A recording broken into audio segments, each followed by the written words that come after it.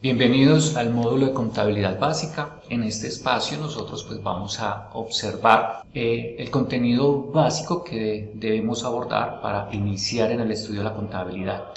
Básicamente vamos a revisar el marco regulativo nacional e internacional, el concepto de empresa en marcha, las actividades empresariales que tienen que ver con actividades de inversión y operación, actividades de financiación y mantenimiento del capital. Y al final veremos también el cierre contable y presentación de estados financieros.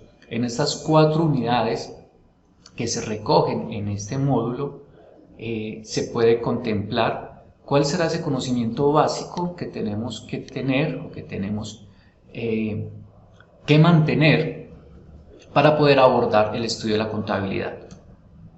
Muy bien, en ese marco regulativo y el concepto de empresa en marcha, lo primero que tenemos que tener en cuenta es que a partir del año 2009 en Colombia se empieza a adoptar las normas internacionales de información financiera como una respuesta a esa globalización de la información que buscó que todos los países o la gran mayoría de países a nivel mundial adoptaran un marco conceptual, un marco de regulación contable estandarizado para que la información mantuviera un lenguaje común en todas las empresas a nivel internacional y facilitar esas transacciones y el comercio en un contexto globalizado.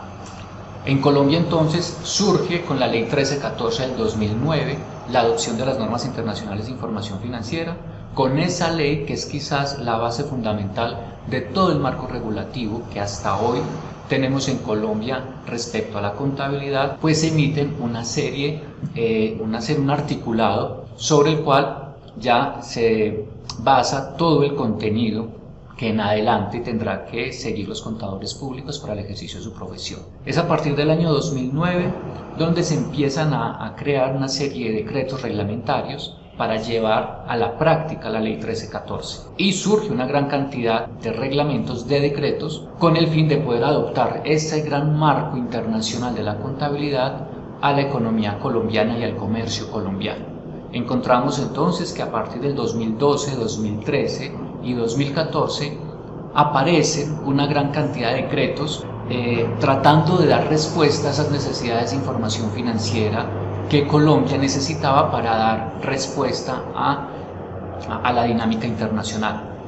Ese gran cúmulo de decretos que vienen desde el 2012 hasta el 2014, pasando por el decreto 2706, el decreto 3019, el decreto 2784 y otros tantos, daban cuenta a esa respuesta que se requería para poder responder a esa dinámica internacional en un sentido contable. Pero solo es hasta el 2015 donde el decreto 2420 recoge dentro de un decreto reglamentario único toda esa gran cantidad de normatividad existente que se había empezado a arreglar a partir del 2009 hasta el año 2014. Entonces encontramos en el decreto único reglamentario 2420 del año 2015 el primer decreto compilatorio de las normas de información financiera para aplicarse a los 3 grandes grupos que existen en Colombia. El grupo 1, el cual aplica las normas internacionales de información financiera de modo pleno, es decir, este grupo 1 pertenecen empresas grandes, ¿no? Tanto en un sentido de ingresos como de activos, también que tienen un gran capital humano, es decir, que tienen muchos empleados. En ese grupo 1 tenemos entonces las empresas, por ejemplo, que trabajan en bolsas de valores, por ejemplo, que emiten acciones en bolsas de valores. Tenemos entonces el grupo 2 que está orientado más a las pymes, a las pequeñas y medianas empresas, y el grupo 3 que está orientado a las microempresas.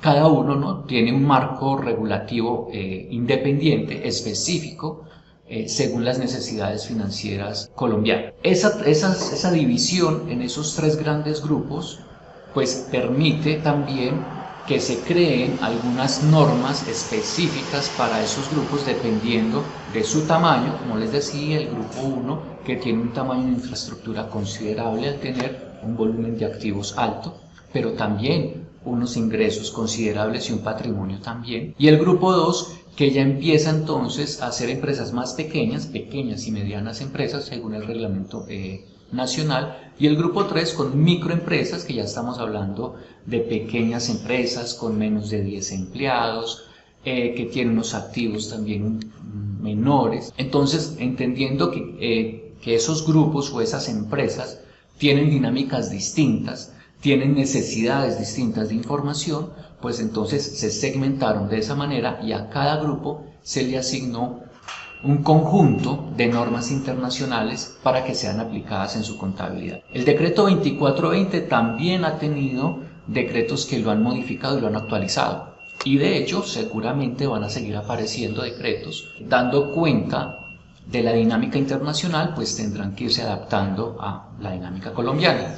Entonces, no es extraño que en adelante sigan apareciendo decretos que modifiquen, que actualicen esa normatividad internacional.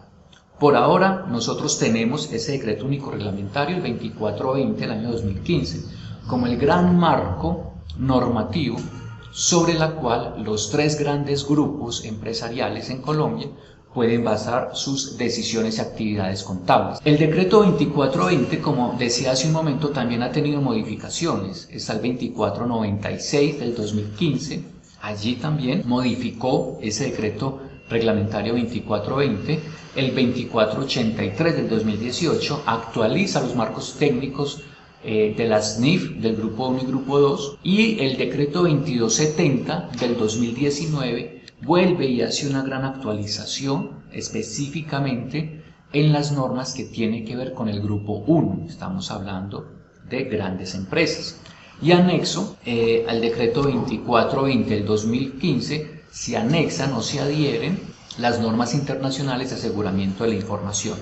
Dentro de ese decreto 2270 se hace allí un gran esfuerzo también compilatorio y de actualización de normas que vale la pena tener muy en cuenta. En resumen, el marco regulativo en Colombia básicamente lo hacemos o se refiere al decreto 2420 del 2015 y el decreto 2270 del 2019, donde se hace una compilación muy importante de normas aplicables a las empresas del grupo 1. Muy bien. En ese marco regulativo internacional y nacional, pues tenemos organismos emisores de normas contables a nivel internacional y a nivel nacional. A nivel internacional, el organismo emisor de las normas internacionales es el Consejo de Normas Internacionales de Contabilidad o el International Accounting Standard Board, que es un organismo adscrito a la Fundación IFRS o Normas Internacionales de Información Financiera. Es desde allá, de ese organismo, donde se emiten normas a nivel internacional y los países que están obligados a adoptar esas normas, pues están allí atentos a esa emisión de normas para ser adaptadas a su contexto local. ¿Quién lo hace en Colombia? ¿Cuál es el marco regulativo o el organismo que emite las normas contables en Colombia? Pues según la Ley 1314 del 2009, que es ese gran marco legal de donde emerge el resto de reglamentación en Colombia, ese organismo nacional que emite esas normas en Colombia es el Consejo Técnico de la Contaduría Pública. En esa Ley 1314 también se describe cuáles son los momentos y las formas en que se deben emitir esas normas contables. La invitación es entonces inicialmente a leer esa Ley 1314, donde se basa toda la reglamentación posterior en cuanto a normas internacionales de información financiera. Y es el Consejo Técnico de la Contaduría Pública quien empieza a emitir esas normas y siguiendo unos parámetros, unas líneas preestablecidas para darle coherencia y para darle también institucionalidad a las normas que se generan.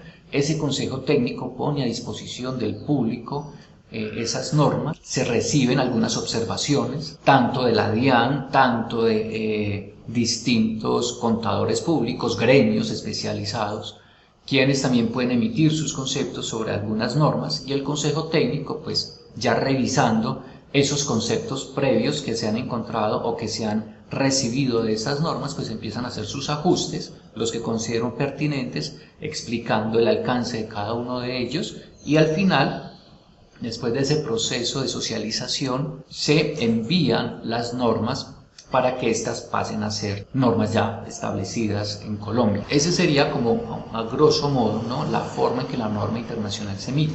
Pero, reitero, en la ley 1314 se describe específicamente cuál es ese camino a seguir o cuál es el camino que debe seguir el Consejo Técnico de la Contaduría para emitir las normas que han sido generadas a nivel internacional. Las normas contables en Colombia, como lo decía hace un momento entonces, tienen su base en el decreto 2420 del 2015 y el 2270 que lo actualizó para el Grupo 1. Las normas contables en Colombia se aplican en los tres grandes grupos que los mencionamos hace un momento. En el Grupo 1, cuando hablamos de NIF plena, allí tenemos el decreto reglamentario 2420 que fue actualizado en el 2019 en el 2270.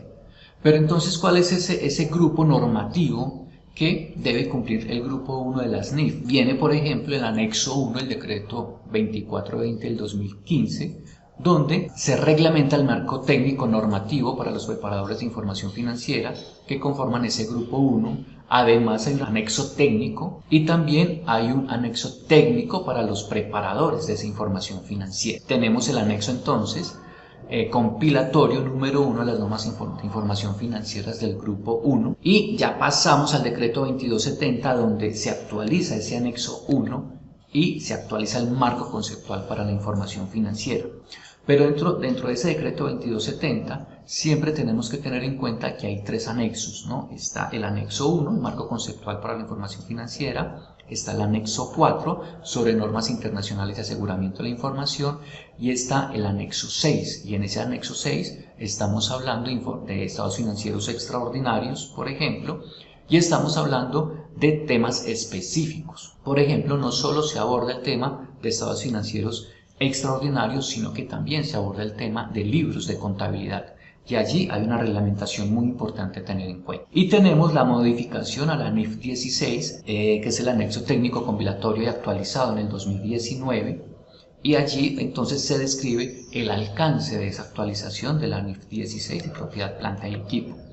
En el grupo 2, que ya son las pequeñas y medianas empresas con un nivel de activos menor, unos ingresos menor, un personal también ya delimitado, esas características que deben contener ese grupo 2, está el anexo al decreto 2420, el anexo 2, que habla del marco técnico normativo para los preparadores de la información de las pequeñas y medianas empresas, y tenemos el decreto 2483 del 2018, que es un anexo técnico compilatorio de la información financiera para el grupo 2.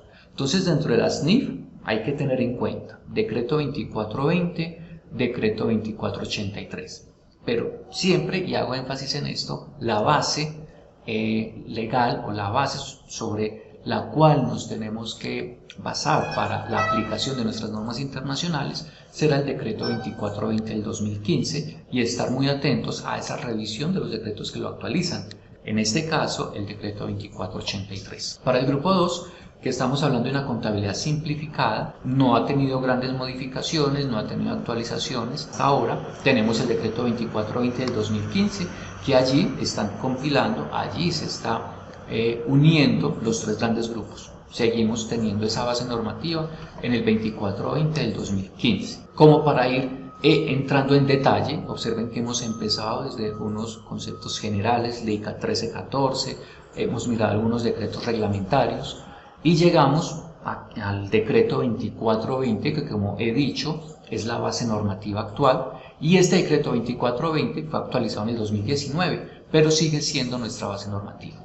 En ese decreto 2270 que actualiza el 2420, pues simplemente se sigue un marco conceptual. En ese marco conceptual o dentro de ese gran decreto, que es un decreto importante, se tiene primero un marco conceptual, y el marco conceptual lo que nos invita a generar un estándar conceptual, ¿no?, para que el sistema contable como tal sea estandarizado, sea mucho mejor comprendido entre los diferentes usuarios de la información financiera.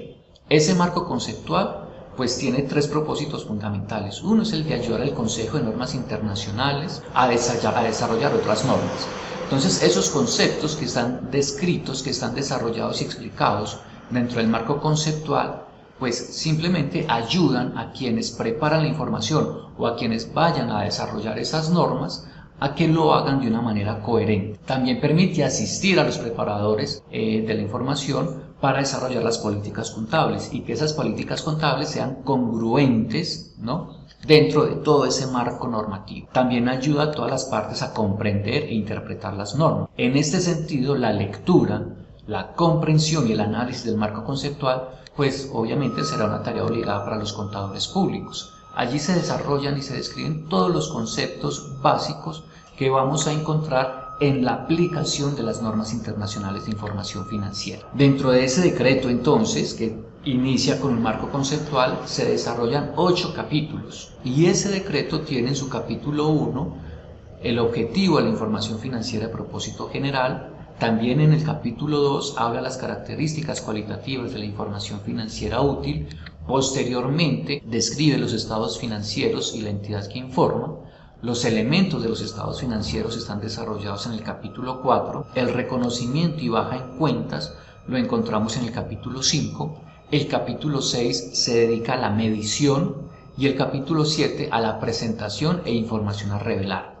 Al final, el capítulo 8, que es el último dentro del decreto, está el concepto de capital y mantenimiento de capital. Cuando hablamos entonces de ese capítulo 1, que está posterior al marco conceptual, nos referimos sobre el objetivo de la información financiera a propósito general, y ese objetivo no es otro que el de proporcionar información sobre la entidad que se informa, ¿no?, es decir, sobre la empresa específicamente, y que esa información sea útil a los inversores, prestamistas y otros acreedores existentes y potenciales para tomar decisiones relacionadas con el suministro de recursos a la entidad. En ese objetivo, pues, emerge un gran paradigma de la utilidad de la información en el cual se centra la norma internacional financiera en el ejercicio de la utilidad de la información para quienes toman decisiones.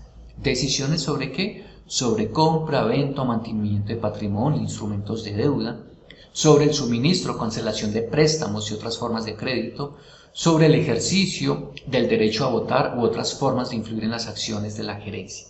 Todo esto está sustentado en el capítulo 1 del anexo técnico normativo 1 del decreto 2270. También en ese capítulo 2, dentro de ese gran decreto, recuerden, el decreto que venimos nosotros trabajando, ese gran decreto único reglamentario 2420 que fue actualizado en el 2270, tenemos entonces en su capítulo 2 las características de la información financiera. Básicamente son 2 características fundamentales, una es la relevancia y la otra característica es la representación fiel. Cuando hablamos de la relevancia estamos diciendo que la información será relevante en tanto cumpla con 2 elementos fundamentales.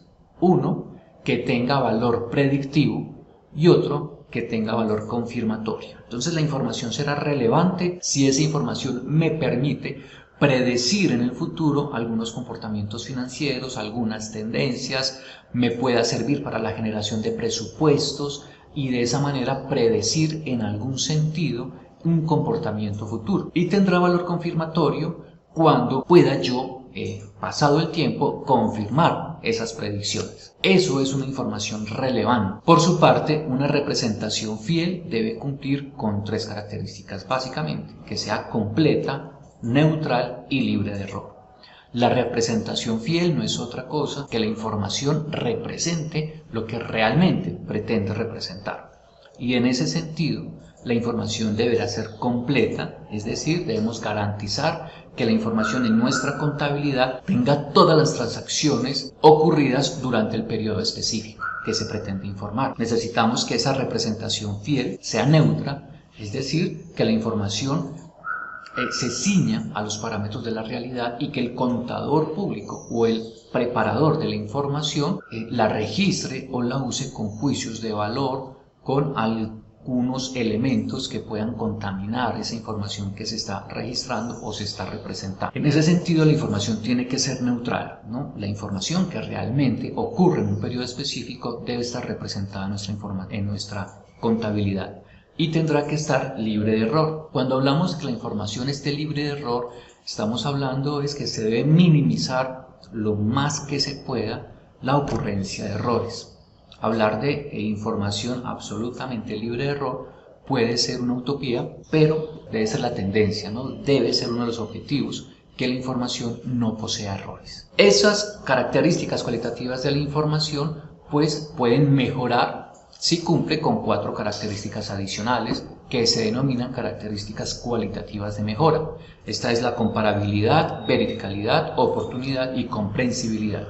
Cuando hablamos de comparabilidad, estamos hablando que nuestra información debe estar registrada y presentada de tal manera que podamos comparar en periodos similares, partidas similares, y de esa manera podamos generar tendencias o podamos comprender mejor los fenómenos económicos que se han dado en la organización.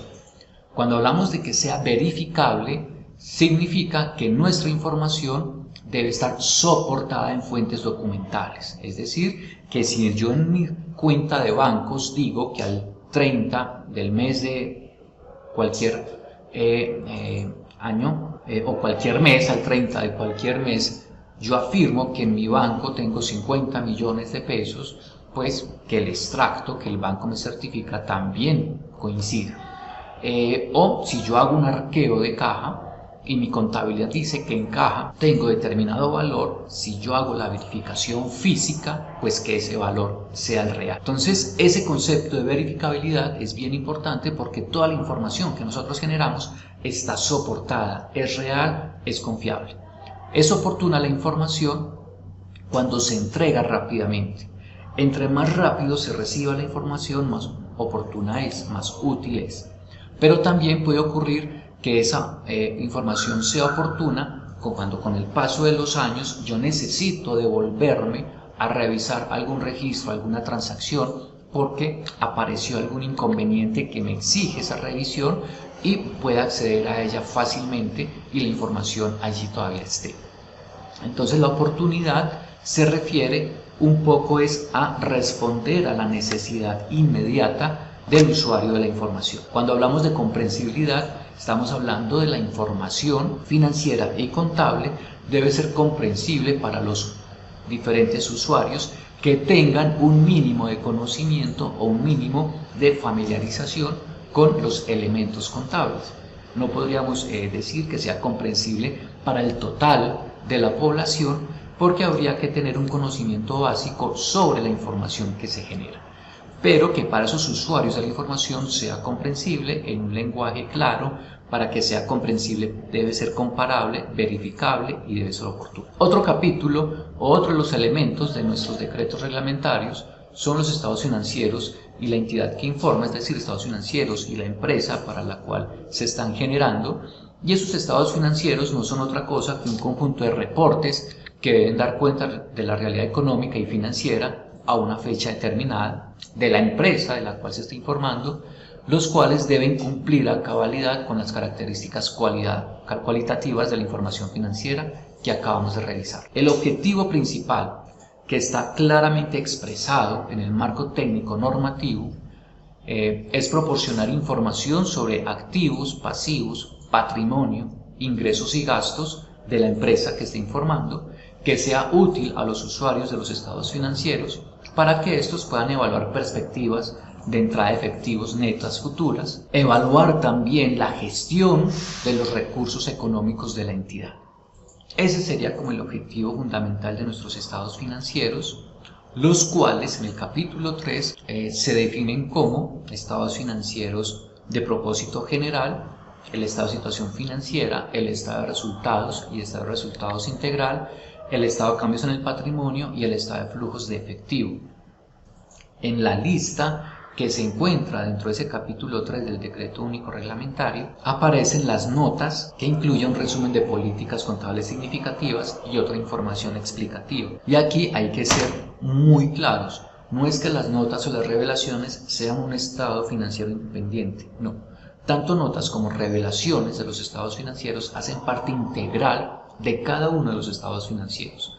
Entonces, en el estado de situación financiera, lo tenemos que acompañar con notas y con revelaciones que expliquen y sustenten las partidas que se están allí presentando.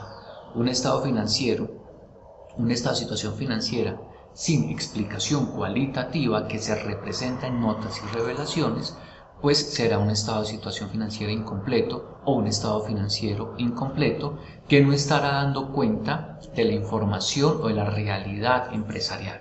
Entonces, esas notas y esas revelaciones hacen parte integral de cada uno de los estados financieros. Dentro de ese gran capítulo 3 que habla de estados financieros, también se describen los elementos de estos, que son básicamente 5. El activo, el pasivo y el patrimonio, que hace parte de los estados de situación financiera, los ingresos, costos y gastos, que hacen parte del estado de resultados o estado de resultados integral, y con esos elementos es que nosotros podemos entrar a representar en los estados financieros toda la información contable pertinente. Cuando hablamos de un activo, según la definición del Decreto Único Reglamentario, estamos diciendo que este es un recurso económico presente controlado por la entidad. El concepto de control es fundamental para comprender el concepto de activo. Es un recurso entonces controlado por la entidad como resultado de sucesos pasados que permitirá generar flujos de efectivo o beneficios económicos futuros. Y ese activo se representa en nuestro estado de situación financiera. Allí se describe plenamente. Están los pasivos, que es una obligación presente de la entidad que surge a partir de actuaciones pasadas y que supone una salida, un sacrificio de dinero futuro. También lo representamos en nuestro estado de situación financiera. Y está el patrimonio, que es la parte residual de los activos, una vez retiramos los pasivos. En otros términos, el patrimonio es la parte que pertenece a los inversores, propietarios o accionistas de la entidad que informa. Es decir, tomamos nuestros activos, que es toda la estructura financiera de la organización, le restamos los pasivos, que son las deudas, es como la parte que pertenece a terceros. La diferencia será lo que le pertenece a los propietarios de la organización, sería ese valor residual. Y el patrimonio se representa tanto en el estado de situación financiera como en el estado de cambios en el patrimonio. Los ingresos, por su parte, son incrementos en los activos o disminuciones en los pasivos que dan lugar a incrementos en el patrimonio. Y estos tienen que ser distintos a los relacionados con aportes de los socios. Es decir, los ingresos pues son aquellos incrementos que se dan por la actividad o el cumplimiento del objeto social de la organización y se representan en el estado de resultados integral. Los gastos tienen un sentido contrario al ingreso. Los gastos son la disminución en los activos o los incrementos en el pasivo que dan lugar a una disminución en el patrimonio, ¿no? Distinto a las distribuciones de los tenedores de derechos sobre el patrimonio, es decir, distinto a la distribución de utilidades, por decirlo de otra manera. Y también se representa en el estado de resultados integral. Una vez se ha hecho ese recorrido normativo y se habla desde la ley 1314 hasta llegar al decreto 2420 y 2270 como la base fundamental de la norma actual colombiana para la aplicación de las normas internacionales de información financiera, haber observado los elementos de los estados financieros, el concepto de estado financiero, los objetivos de ese estado financiero, pues allí ya podemos encontrar todo un grupo, un conjunto de conceptos que entrarán a ser parte de la vida de las sociedades o de las empresas colombianas. En ese sentido, la constitución de la empresa colombiana habrá que revisarla con el fin de ir integrando la empresa, la contabilidad y la norma internacional dentro de esa dinámica comercial y financiera y económica de nuestro país. Las sociedades de capital, por ejemplo, en Colombia son 4, la sociedad anónima, sociedad en comandita por acciones, sociedad por acciones simplificada, sociedades de economía mixta, pero también hay otra clasificación de empresa a la luz de la normativa vigente en Colombia y son las sociedades de personas, sociedad colectiva, sociedad en comandita simple, sociedad de responsabilidad limitada y empresas unipersonales. Este tipo de sociedades tienen diferencias entre sí, diferencias que van desde el número de socios o accionistas, de propietarios, responsabilidades que tienen esos accionistas o la empresa con terceros, quiénes pueden administrar y quiénes no, cómo se constituye su capital o su patrimonio, y esas diferencias están muy marcadas en cada una de estas sociedades. La más conocida o la que más se usa en Colombia puede ser la sociedad anónima y la sociedad por acciones simplificadas, las SAS. Esas son quizás las sociedades que más se usan, por decirlo así, en Colombia, pero existen todas este tipo de sociedades, cada una con su reglamentación específica, con sus responsabilidades, con su descripción, que vale la pena entrar a estudiar una a una para comprender cuál es el alcance, sobre todo la responsabilidad que tienen sus accionistas con terceros o que tiene la empresa con terceros.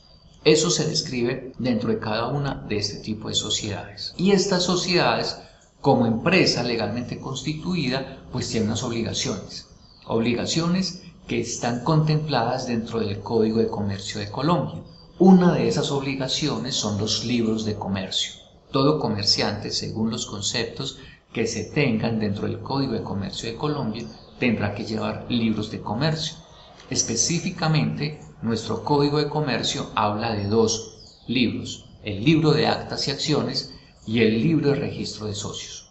El primero está reglado o está descrito en el artículo 195 del Código de Comercio y el segundo en el artículo 361 del mismo código. Dentro de esos libros de comercio, pues el comerciante o las empresas como tal también se obligan a llevar unos libros de contabilidad. Esos libros de contabilidad hacen parte integral y fundamental de los libros de comercio. Los libros de contabilidad, entonces, que las empresas deben llevar es el libro mayor y balance, libro diario, libro de inventarios y libros auxiliares.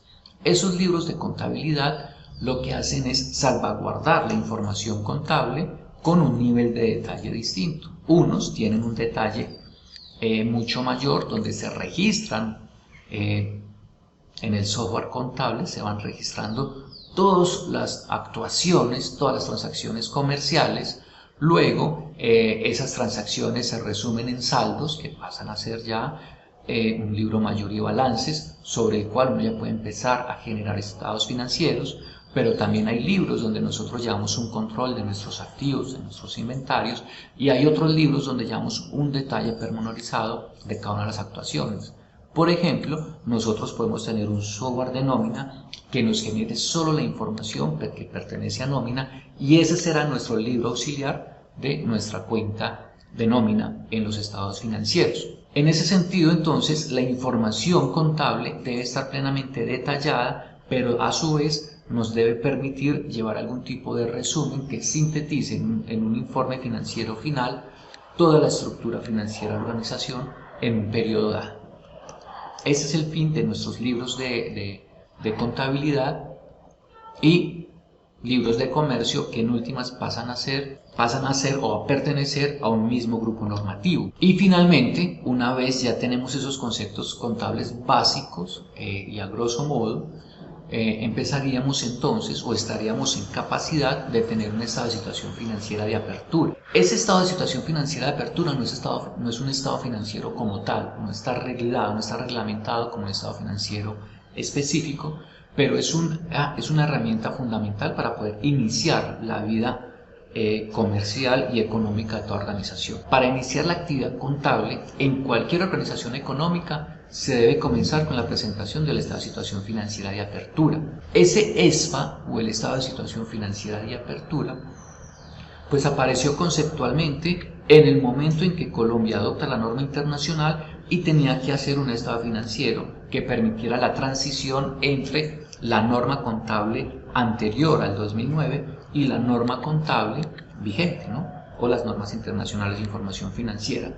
Ese ESFA permitió hacer esa representación contable en el periodo de adopción. Hoy en día, pues las empresas que inicien deberán también tener un balance inicial o un estado de situación financiera de apertura, donde se describe cómo está arrancando, cómo empieza la vida comercial y económica la organización, qué activos tiene, con qué pasivos inicia, cómo está su estructura de capital, cuáles fueron los aportes que dieron sus socios, sus accionistas o bueno, si es una empresa unipersonal, el propietario, pero en últimas siempre tendrá que empezar con un estado de situación financiera de apertura o un balance inicial que dé cuenta de ese inicio financiero de la organización. Muchas gracias.